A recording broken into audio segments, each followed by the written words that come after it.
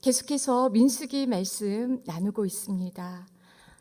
도대체 광야를 언제 떠날지 아직도 시내산 안에 머물러 있습니다. 이스라엘 민족들의 광야 여정은 출애굽기 광야와 지금 시내산을 기준으로 해서 시내산에 도착하기 전에 출애굽기에 기록된 광야와 이제 민수기에 시내산 아래서 출발하여 나아가는 그 민수기의 광야가 이렇게 나누어집니다. 지금 11개월째 이 시내산 아래에 있지만 이스라엘 민족들은 어느 시기보다 하나님과 가장 가까운 그런 친밀한 교제를 나누며 하나님과 사실은 허니문 기간을 지내고 있습니다.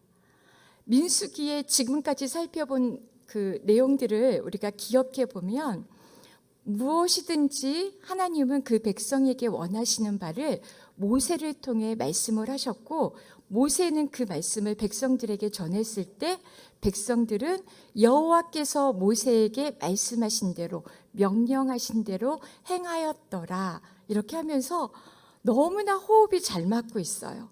하나님께서 말씀하시고 백성들은 말씀대로 따라 순종을 합니다.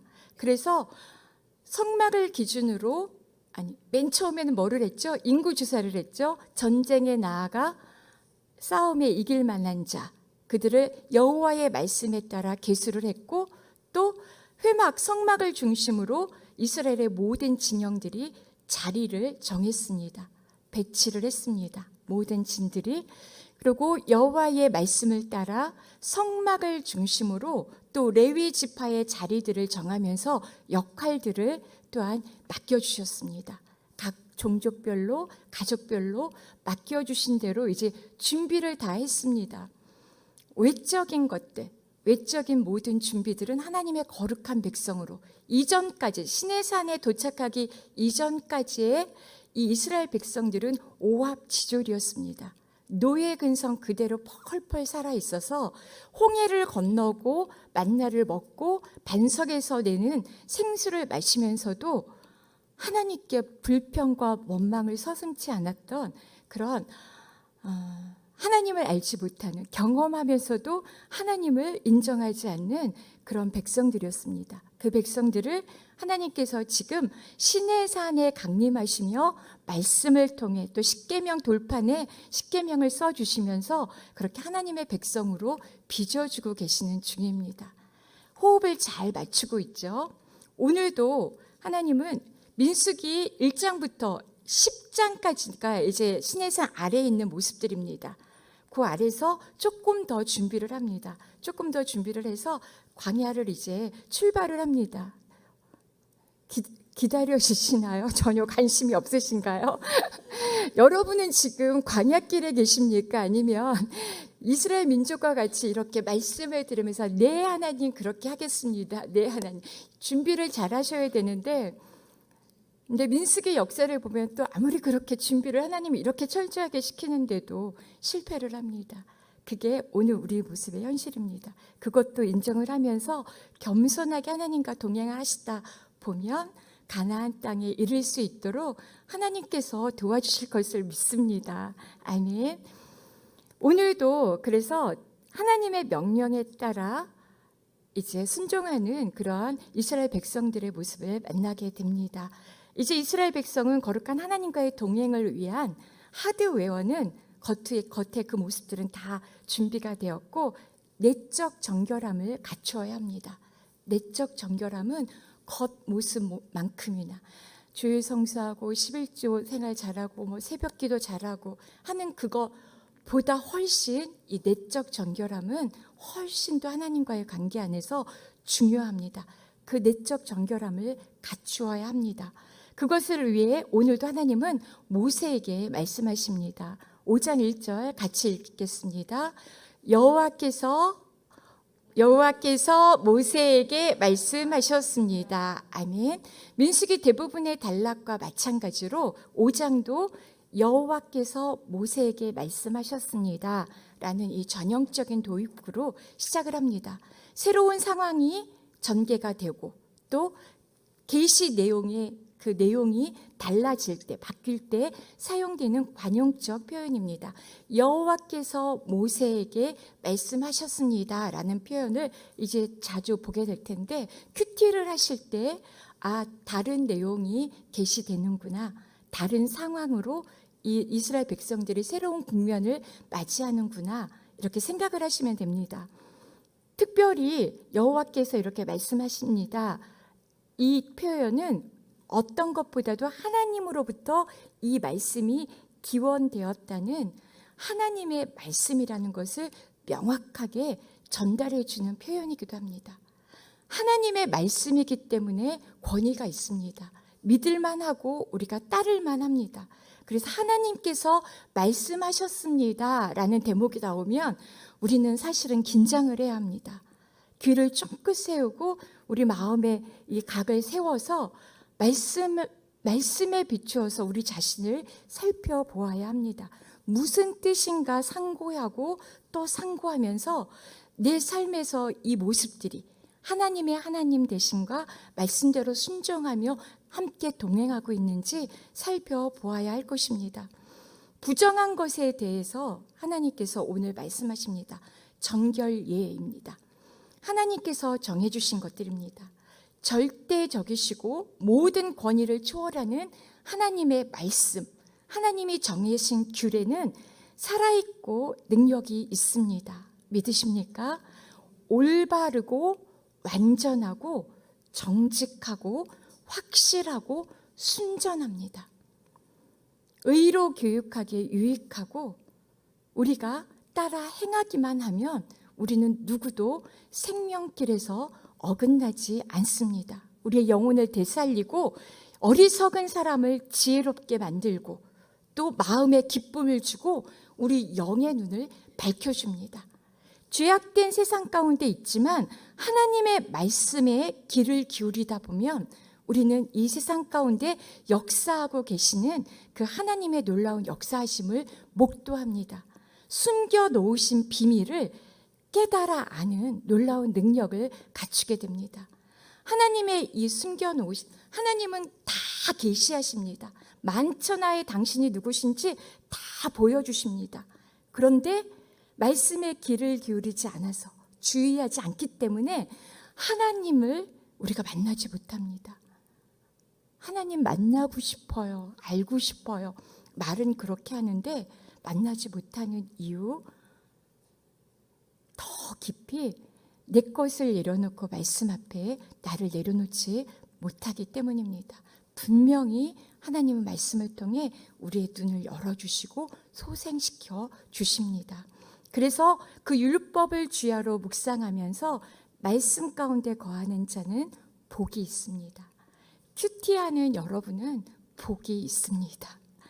내가 얼마나 복된 존재인지 아시기 바랍니다. 아시죠? 네. 지혜와 생명을 얻고 또 그러한 살아있고 능력 있는 말씀 안에서 오늘 내가 나아가야 할 방향을 향해 정확하게 발걸음을 내디딜 수 있습니다.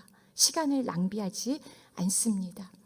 큐티 열심히 하시기 바랍니다. 하나님은 우리를 부정하게 하는 것들이 무엇인지 아십니다. 나를 부정하게 하는 게 무엇인지 알고 계십니까? 나를 부정하게 하는 것, 나를 하나님과 멀어지게 하는 것들, 하나님은 무엇인지 정확하게 알고 계십니다.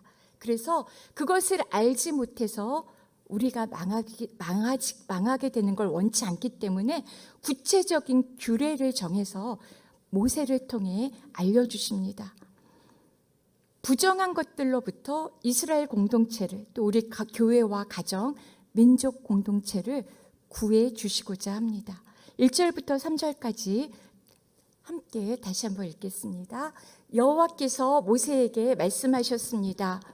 이스라엘 백성들에게 명령해서 나병 환자나 유출병이 있는 사람이나 시체로 인해 부정하게 된 사람을 모두 진 밖으로 내보내게 하여라. 남자든 여자든 가리지 말고 내보내라. 그들을 진 밖으로 내보내라. 그래서 내가 그들과 함께한 진을 더럽히지 않게 하라. 네, 우리를 부정하게 하는 것, 우리를 더럽히는 것, 세 가지 유형의 사람들을 제시하고 있습니다. 누구입니까? 나병 환자, 유출병 환자, 시체로 인해 부정하게 된 사람들입니다. 그런데 더 정확하게는 여기서 나병으로 이렇게 해석된 이 언어는 성경 여러 군데에서 사실은 우리가 알고 있는 그 나병 환자랑 다릅니다. 나병이 아니라 악한 전염성이 강한 아주 지독한 피부병을 의미합니다. 또 유출병은 피가 밖으로 비정상적으로 흐르는 어떤 증상들입니다. 비정상적인 출혈입니다. 그래서 여자들이 달마다 하는 그 월경도 부정한 것으로 취급을 합니다. 또한 출산 때 많은 피가 나오기 때문에 출산하는 여인도 부정하다 여깁니다. 취급을 합니다. 하지만 월경 중인 여자나 출산 후의 여자는 부정해서 정결례를 일정 기간 동안 지내야 하지만 짐 밖으로 추방당하진 않습니다. 왜냐하면 전염되지 않기 때문에, 정상적인 출혈이기 때문에. 하지만 비정상적인 출혈은 유출병에 해당되는 혈류증과 함께 생식기관을 통해서 비정상적으로 유출되는 어떤 분비물들이 있을 때, 매독이나 성병에 관련된 그런 병들이라고 합니다. 그런 것들이 있을 때 격리를 당해야 합니다. 왜냐하면 전염되기 때문입니다. 또 피는 이스라엘 민족들에게 생명을 의미합니다. 그렇기 때문에 피와 그 비슷한 분비물의 유출은 죄의 결과로서 생명을 파괴시키는 것으로 간주했기 때문에 유출증이 있는 사람들은 부정하게 되는 것입니다. 시체로 인해 부정하게 되기도 합니다. 시체에 접촉한 그 사람은 부정한 사람으로 취급이 됩니다. 부정을 일으키는 가장 강력한 요인은 죽음입니다. 죄의 결과로 나타나는 현상이, 가장 강력하게 나타나는 현상이 죽음이기 때문에 이렇게 시체에 접촉한 자뿐만 아니라 그냥 친지의 장례식장에 참석한 자들도 부정한 자로 이렇게 여겨집니다. 사람이나 동물의 시체에 접촉한 사람도 부정한 자로 여겨집니다. 죽음이나 죄, 그리고 유출병 등 다양한 요인에 의해서 부정은 유발됩니다. 우리를 부정하게 합니다. 어떤 이유로든 부정하게 된 자는 성소에 나가서 제사를 드릴 수가 없습니다. 죄가 있지만 제사를 드림으로 죄를 해결하지 못합니다. 또 성물을 먹을 수도 없습니다. 우리가 드린 제물 중에 이 백성들이 함께 먹을 수 있는 화목제사로 드린 그 제물들은 먹을 수가 있는데 이들은 먹을 수가 없습니다. 예배를 드릴 수가 없는 것입니다. 부정한 자들이 성소에 제사를 드리기 위해 가는 즉시 그 순간 그 자리에서 죽음을 당합니다.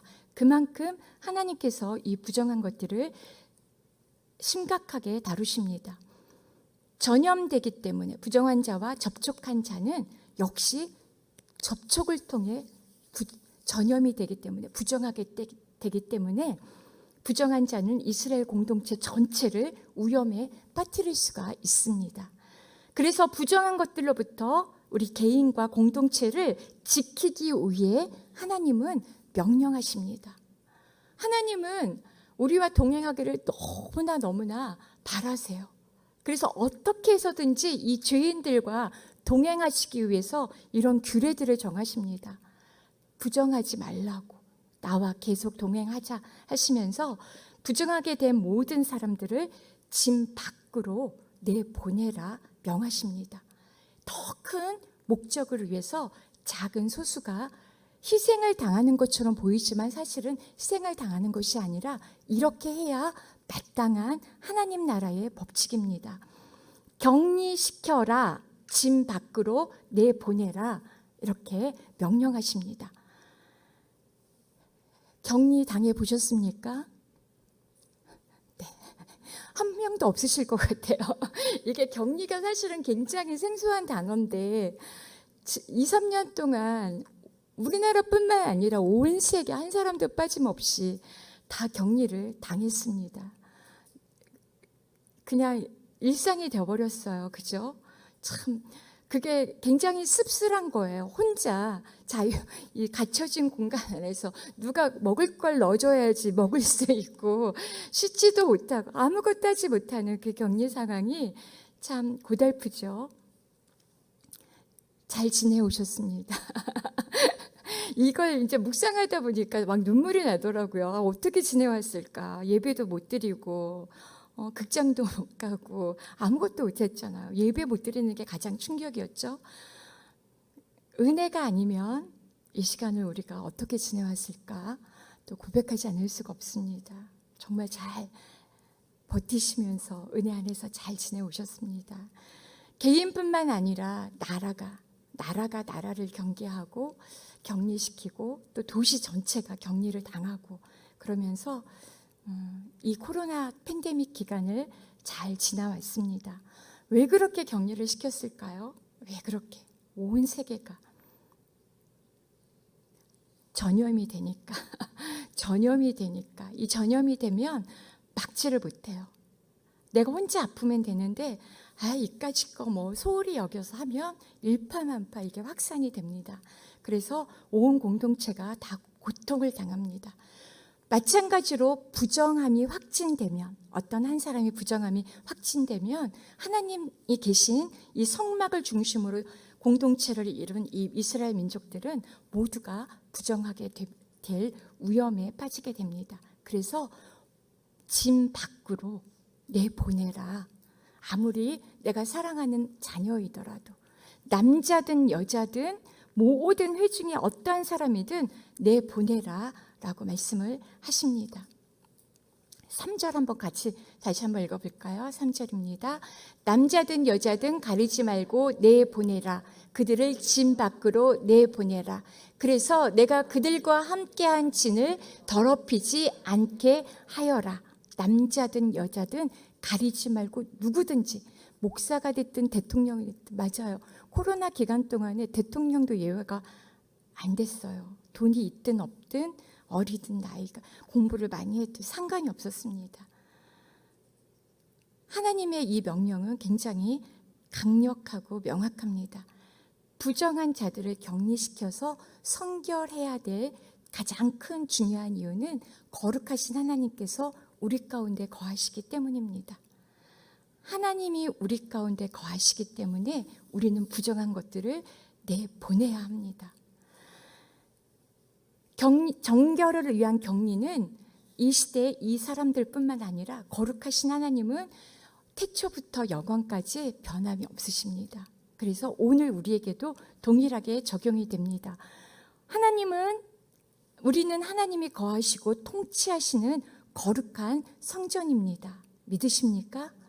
하나님께서 말씀하십니다. 고린도전서 3장 16절 17절 말씀 자막 같이 읽겠습니다. 여러분은 자신이 하나님의 성전인 것과 하나님의 성령께서 여러분 안에 계시는 것을 알지 못합니까? 만일 누구든지 하나님의 성전을 파괴하면 하나님께서 그 사람을 멸하실 것입니다. 이는 하나님의 성전은 거룩하기 때문입니다. 여러분이 바로 하나님의 성전입니다. 여러분이 만일 하나님의 성전을 파괴하면, 여러분이 만일 거룩함을 받아들이고 격리시키지 않으면, 부정한 것들을 내보내지 않으면 하나님께서 여러분을 이 거룩한 우리 하나님이 거하시는 성전을 심판하시겠다, 파괴시키시겠다 말씀하십니다. 먼저 우리에게 이것들을 내보낼 수 있는 기회를 주십니다. 아직 기회입니다. 근데 우리가 이것들을 하지 않으면 하나님께서 심판을 하십니다. 파괴를 하십니다. 하나님은 그의 백성들에게 하나님의 거룩함, 성결을 요청하십니다. 가장 간절하게 내가 거룩하니 너희가 거룩하라. 거듭거듭 그렇게 말씀을 하십니다. 만약에 이 명령이 준행되지 않으면 누구도 예외 없이 하나님의 심판대에 섭니다. 하나님의 그 파괴하시는 하나님의 성전을 파괴하면 하나님께서 그 사람을 멸하실 것이다. 우리는 하나님이 저 거하시는 하나님이 선택하신 성전입니다. 잘 그 거룩함을 보존하시는 저와 여러분이 되시기를 축복합니다. 신약 초대교회는 명백한 이 죄를 지은 성도들을 치리했습니다. 교회에서 추방시켰어요. 우리 말씀 고린도후서 4장 14절부터 15절 말씀 같이 읽겠습니다. 고린도전서 없어요? 네, 제가 읽겠습니다.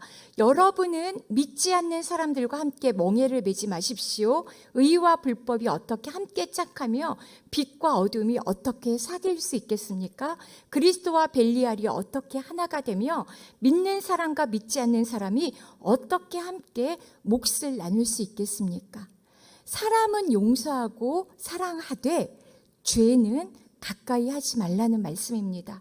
또 디도서 3장 10절에서 이렇게 말씀합니다. 제가 읽어드리겠습니다.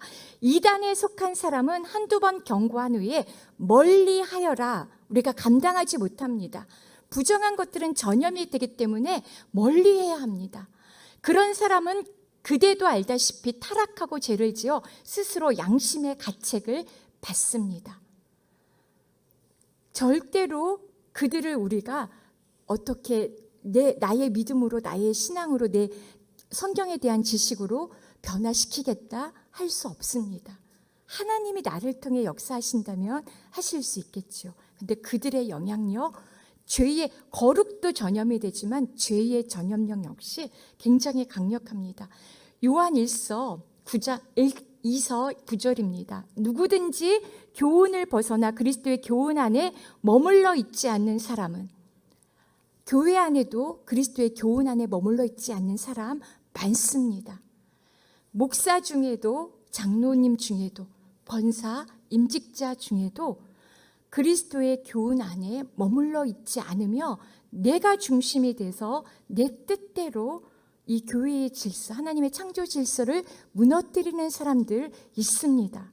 그래서 이들을 우리는 분별해야 합니다. 그리스도의 교훈 안에 머물러 있지 않은 사람은 자기 속에 하나님이 계시지 않는 것입니다. 누구든지 교훈 안에 거하는 사람은 그 속에 아버지와 아들이 있습니다. 교훈 안에 거하는 사람 누구입니까? 어떻게 해서든지 나를 쳐서 말씀에 복종시키며 말씀에 순종하려고 하는 성령에 붙들려 있기를 원하는 사람, 연약하지만 그렇게 애쓰고 수고하는 사람들은 압니다. 한 성령 안에 있기 때문에 우리가 압니다. 그 사람들은 우리가 함께 서로에게 힘과 격려가 되어지면서 함께 세워져 가야겠지요. 하나님은 죄에 대해 단호하십니다. 거짓 교사들, 우상 숭배자들이 교회 공동체에 오는 것들을 허락하지 않으십니다. 단호하게 이들을 물리쳐야 합니다. 우리 교회는 신천지를 용납하지 않습니다. 그들을 거부합니다. 분명하게 진 밖으로 내쫓아야 합니다. 내 내부에 있는 그 죄악들도 마찬가지입니다. 하나님께서 기뻐하시지 않는 모습들이 우리 안에도 일상 속에 너무나 많습니다. 이것들이 분별이 되지 않을 만큼 많습니다. 죄를 안 짓는다고 여기시는 표정들입니다. 나는 아니야. 나는 남의 거 도둑질도 안 했고 때리지도 않았고 강도짓도 안 했고 특별하게 죄 지은 거 없는데, 근데 교묘하게 사단이 우리 생각과 마음속에 불어넣는 그 생각들이 있습니다. 그래서 미워하고 시기하고 질투하게 하고 분열시키고 이간질하게 하고 내 뜻, 내 주장이 하나님 말씀보다 더 중요하다고 사단이 계속 흑삭이면서 우리를 죄 가운데 있게 합니다. 죄인들입니다. 내가 말씀 앞에 나가지 않으면, 말씀으로 내가 채워지지 않으면 이 죄인됨이 인식되지 않습니다. 우리 모두는 다 똑같은 죄인 중에 괴수들입니다. 그래서 날마다 말씀 앞에 나아가 나의 죄인됨이 드러나서 회개하고 돌이키는 것이 은혜입니다. 믿으십니까? 회개는 은혜의 결과입니다. 내가 말씀에 순종한 결과 내가 회개할 수 있는 힘을 얻는 것입니다. 말씀이 들어가지도 않았는데, 성령님이 내 안에 임하시지도 않았는데 회개할 수는 없습니다. 그래서 내가 회개를 안 하고 있다, 못하고 있다, 내가 죄가 뭔지를 깨닫지도 못하고 있다, 그러면 아직 말씀이 충만하게 채워지지 않은 것입니다. 성령님이 내 안에 충만히 임재하시지 않았다는 증거입니다. 회개는 너무나 큰 정말 은혜입니다. 내 죄의 짐들을 다 벗어버리게 하는 그런 은혜들인데요. 내가 만약에 이 죄를 가볍게 여기고 이것들을 처리하지 않으면, 해결하지 않으면, 짐 밖으로 내보내지 않으면 엄청난 일이 생깁니다. 그거 잘 감이 안 잡히시죠? 영상을 제가 하나 준비했습니다. 영상을 보시면 이게 사람은 아니에요. 영상 속의 주인공이. 근데 제가 이 영상을 보면서 와, 어떻게 저 지경이 됐을까? 근데 영적으로 내가 만약에 분별력이 없다면, 내 눈이 어두워져 있고 이게 회개, 내 죄의 문제를 해결하지 않으면 내 영적인 모습이 이렇겠구나 라고 금방 생각이 드는 그런 영상이었습니다. 네, 보여주세요.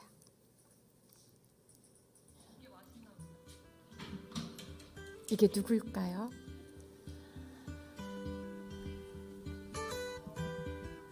괴물 같지요?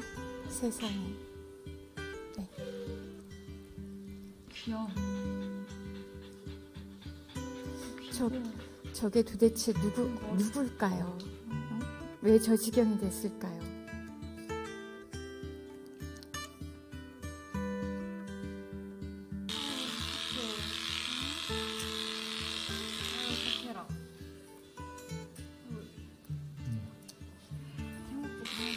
가위 있어, 가위.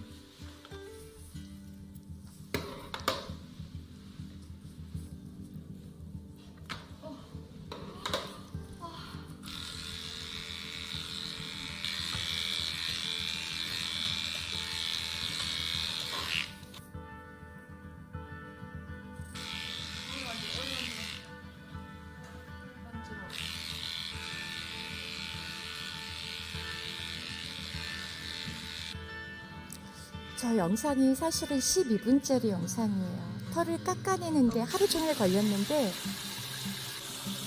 좋게 다리만 줘도 가만히 있는데? 세상에.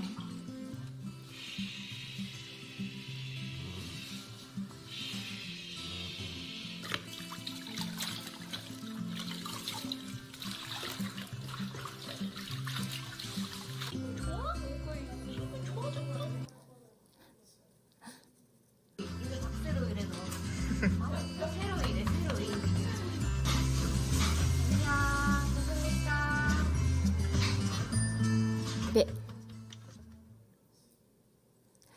눈물 나죠. 참, 그 비포와 애프터가 너무나 다른 그 모습이 우리가 죄의 문제를 해결하기 전과 후의 모습과 다르지 않을 것 같아요. 저 개는 왜 저 지경이 됐을까요? 저 개는 혼자 스스로 이 털을 깎아낼 수가 없습니다. 발톱도 깎아낼 수가 없고 혼자 스스로 살아갈 수가 없어요. 그래서 저 개를 너무나 아껴주고 그냥 무조건 사랑해주는 누군가를 만났을 때 이 더러운 것들을 제거가 되고 깨끗하게 모든 묻은 오염들을 털어내고 씻겨지고 또 세로이라는 이름까지 얻었습니다. 그 엉키고 오염으로 범벅이 된 형체를 알아볼 수 없을 만큼 가려져 있던 그 털들이 벗겨졌을 때 비로소 그 개의 개다운 모습, 원래의 모습, 그 예쁘고 사랑스럽고 그런 모습들을 우리가 찾을 수가 있는 것입니다. 우리가 죄 가운데 죄의 문제들을 해결하지 않으면 하나님의 형상대로 빚어진 우리의 모습들이 그렇게 됩니다. 하나님 그걸 아세요. 그래서 우리를 그 끔찍한 형상의 그 모습대로 버려두지 않으시고 우리의 죄를 해결하도록 이렇게 저렇게 규례들을 만들고 결국은 예수님, 독생자 아들 예수님을 내어주시기까지 하신 것입니다. 하나님이 본래 우리를 빚어주신 그 아름다운 하나님의 형상들을 찾을 수 있도록, 내가 너를 사랑해, 너는 존귀한 내 아들이야, 내 딸이야, 예뻐하고 이쁠 게 뭐가 있어요, 그 오물 덩어리가. 근데도 그 모습을 아시기 때문에, 그 괴물 같은 그 모습 안에 숨겨진 하나님의 형상 아름다운 모습을 아시기 때문에 그것들을 씻겨내십니다. 너는 내 딸이야, 내 아들이야. 너는 이제부터는 소망이야, 사랑이야, 믿음이야. 이름을 지어주시면서 그렇게 나를 본래의 모습대로 회복시켜 주십니다. 이 은혜가 날마다 저희 가운데 있기를 축복합니다.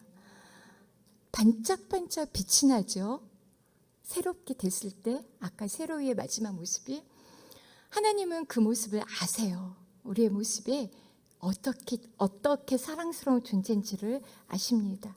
그래서 이 방법을 알려주세요. 죄를 해결하지 못해요. 우리는 스스로 아무도 개가 털을 깎을 수 없듯이, 그래서 괴물로 변할 수밖에 없었듯이 우리 역시 마찬가지입니다. 본성대로 살아가면 죄인 중에 괴수가 돼서 그 죄구덩이 속에 빠져 있을 수밖에 없는 존재들입니다. 그런데 그렇지 않아도 된다고 하나님께서 오늘 그 방법들을 말씀하십니다. 5절, 6절 한번 같이 읽겠습니다. 6절, 7절, 8절까지 읽을까요? 같이 읽겠습니다. 이스라엘 자손에게 말하여라. 남자든 여자든 누구에겐가 어떤 방식으로든 잘못을 저질러 여호와께 신실하지 못하게 되면 그 사람은 죄가 있으니 자기가 저지른 죄를 고백해야 한다. 그는 자신이 해를 끼친 것의 가치의 5분의 1을 더해 해를 끼친 사람에게 돌려주어야 한다. 만약 그 사람이 그 잘못에 대한 보상을 받을 만한 가까운 친척이 없다면 그 보상은 여호와께 돌아가 제사장에게 속하게 된다. 그는 속죄를 위해 순양을 더해 그것을 제사장에게 바치고 제사장이 그를 위해 그것으로 속죄할 것이다. 아멘.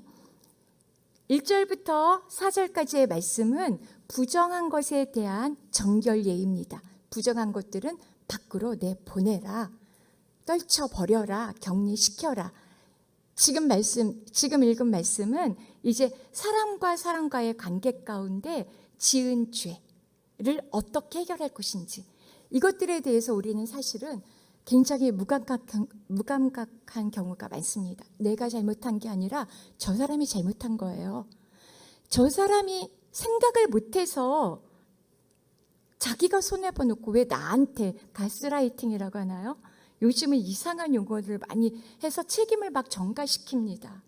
근데 그거에 대해서 하나님이 이제 너희 사람과 사람과의 관계에서 생긴 그 죄는, 여기서 보면 5절에 6절에 이렇게 말해요.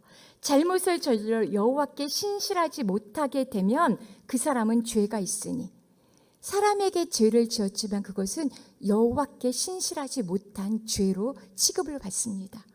개역 개정에는 여호와께 패역한 죄입니다. 내 이웃에게 경제적인 손실을 끼쳤습니다. 보니까 몇 배, 원금의 20%, 5분의 1을 더해서 갚아야 되고, 단계가 있습니다. 제가 마음이 막 급해지니까. 처음엔 이 죄를 자백해야 합니다. 하나님과 사람 앞에 자백을 해야 돼요. 내가 잘못했어, 이 부분에 대해서. 근데 대부분의 사람들이 여기까지는 내 자존심을 막 꺾으면서 속에선 부글부글한데 잘해요. 물론 진심으로 하시는 분도 계시겠죠.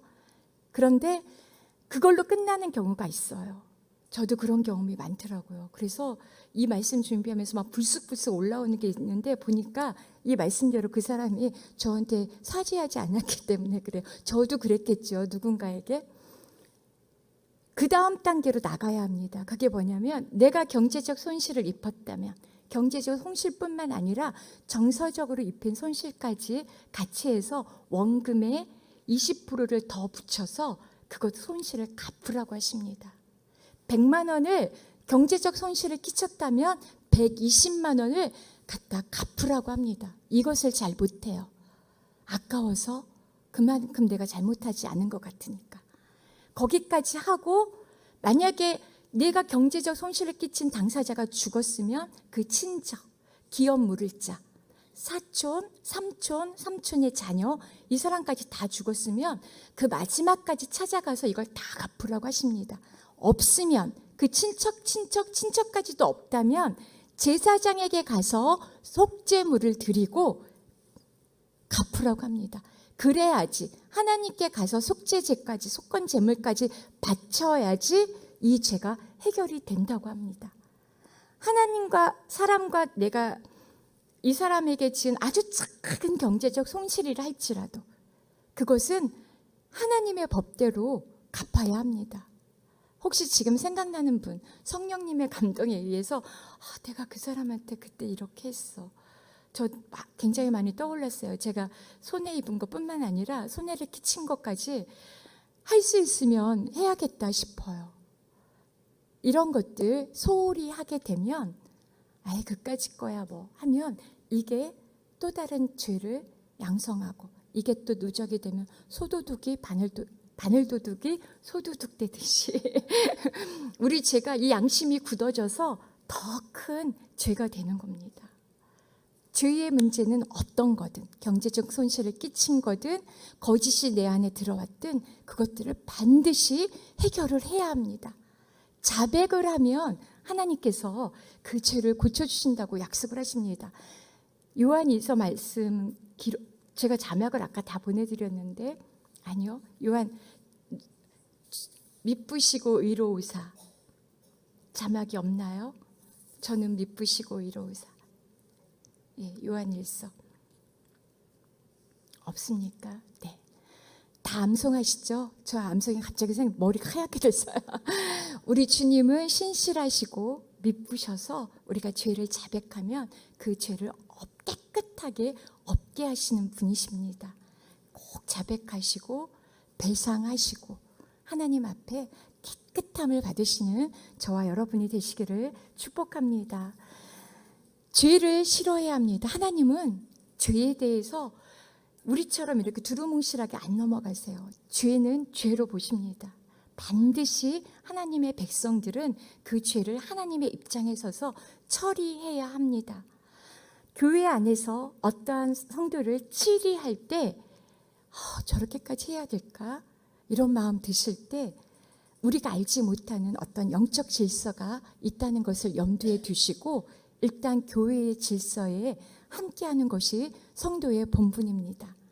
치리하는 데까지 교회는 굉장히 많은 고민들을 하고 말씀에 비추어서 그 상황들을 여럿이 한두 명이 증인이 돼서 아마 검증을 했을 거예요. 그런 치리의 예들이 올 때 시험을 교회는 또 한 번 영적 시험에 듭니다.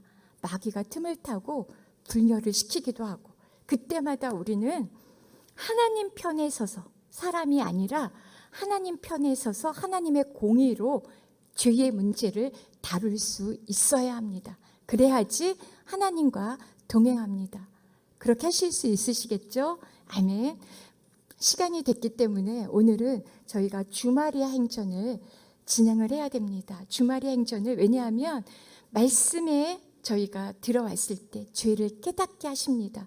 예배에 수요 오전 여성 예배에 참여하실 만큼 되었다면 하나님께서 여러분 가운데 분명히 임하십니다. 여러분을 중보자로 세워주셨습니다. 말씀에 비추어서 나뿐만 아니라 나라와 열방을 위해서 중보해야 될 줄로 믿습니다.